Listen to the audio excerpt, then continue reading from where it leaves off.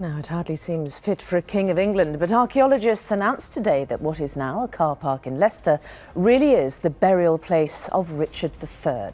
DNA tests on a skeleton have confirmed what a head wound and curved spine hinted at. It sounds like a conspiracy theory, a secret royal cover-up hidden in a scientific paper. But this time the conspiracy is real. When they found the last Plantagenet king under a slab of asphalt, they unlocked a genetic puzzle. But after Edward, suddenly the whole thing explodes. It goes bush, because it's the War of the Roses and all the kings start dying off like flies until in 1485, when Richard III dies, there are no claimants left. One half of his DNA was a perfect match. The other half was a total disaster. For 11 years, we wondered where the bloodline broke. Now, in 2025, the silence is over. The evidence is undeniable, the names have been named, and the reality of who really sat on the throne of England is about to shock you. The car park was just the beginning. It took a screenwriter named Philippa Langley to look at the old maps and realize something the experts had missed.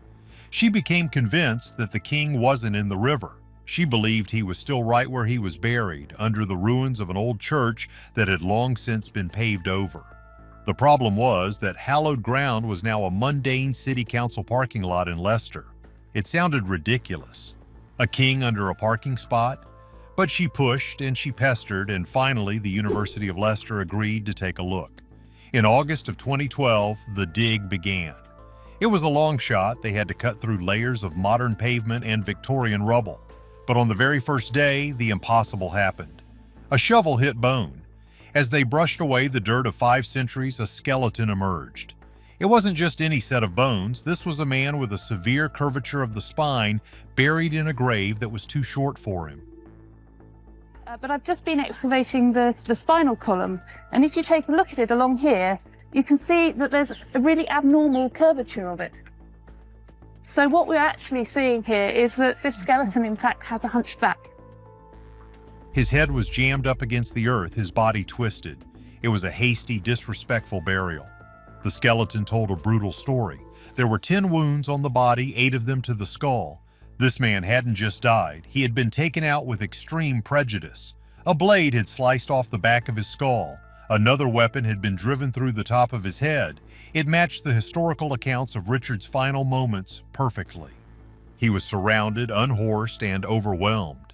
But as amazing as the bones were, they weren't proof. To confirm this was really the king, they needed to go deeper. They needed the code written inside the bone itself, and that is where the real mystery began. But just when they thought they had all the answers, the DNA results threw them a curveball that no one saw coming. Getting DNA out of a skeleton that has been in the ground for 500 years is a nightmare. Genetic material breaks down over time. It shatters into tiny, microscopic fragments. Plus, it is incredibly easy to contaminate. If a modern archaeologist sneezes or even touches the bone without gloves, their DNA can overpower the ancient signal.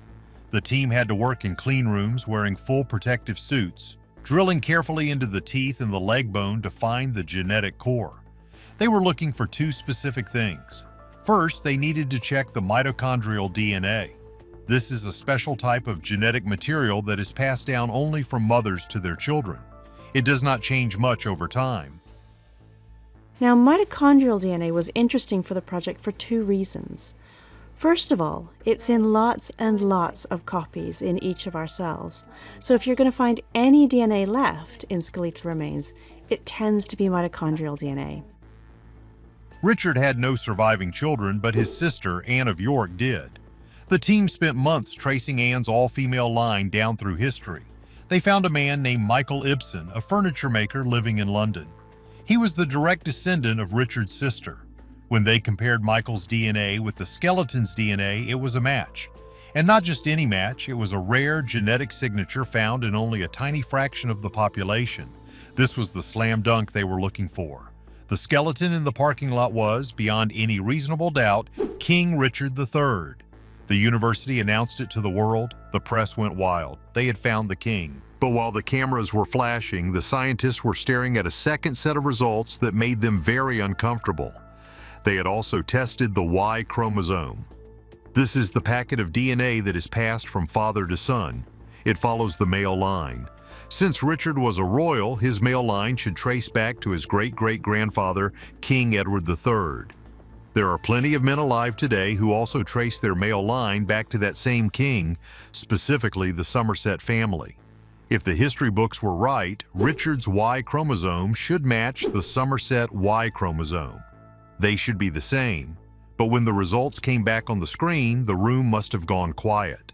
They didn't match. They weren't even close. Somewhere in the 19 generations between the medieval kings and the modern descendants, the chain had been broken. Someone's father wasn't really their father. This is what scientists politely call a non-paternity event. In regular terms, it means an affair, a secret, a lie. This wasn't just a family secret, it was a ticking time bomb for the entire British monarchy, and here is why. The cover-up of the century? When the research paper was published in 2014, the scientists were very careful. They knew exactly how explosive this information was. You have to understand the entire claim of the Plantagenet kings, the dynasty that Richard belonged to, rested on the idea of a pure, unbroken bloodline ordained by God. If that bloodline was broken, it meant that someone sitting on the throne didn't have the right to be there. That back in the Middle Ages, one of the kings of England was illegitimate. And if that's so, it means that every king and queen of our country since shouldn't by rights have sat on the throne. The researchers presented two options. Option 1, the affair happened in the modern era, somewhere in the family tree of the Somerset family. If that were true, it would be embarrassing for that specific noble family, but it wouldn't change history. Option 2, the break happened hundreds of years ago, somewhere in Richard's own immediate family. If that were true, it would mean Richard himself, or his brother the king, might not have been of royal blood at all. In 2014, the team said they couldn't tell which option was right. The technology just wasn't there to pinpoint exactly when the break happened. So they buried the lead. They focused on the successful identification of the body and left the Y chromosome mismatch as a curious footnote. They effectively shrugged and said, "These things happen." The world was so happy about finding the king that they ignored the red flag waving in the background. But deep down, historians and geneticists knew this was unresolved. It was a loose thread that threatened to unravel the entire tapestry of English history. If the break was on Richard's side, it meant the Wars of the Roses. A 30-year conflict that eliminated thousands of people was fought over a lie. It meant the House of York had no claim to the throne. It was a massive historical scandal waiting to be proven, and for 10 years it sat there, unsolved. Until the technology finally caught up. Fast forward to 2025, and a new team decided it was time to stop guessing and start proving. The last decade has seen a revolution in genetic science. We moved from reading short, broken snippets of DNA to something called long-read sequencing. This allows scientists to map out massive, unbroken strands of genetic code. In 2025, an independent team from the University of Leicester, working with top global experts, decided to reopen the cold case of the royal bloodline. That beyond reasonable doubt, the individual exhumed at Greyfriars in September 2012 is indeed Richard III, the last Plantagenet King of England.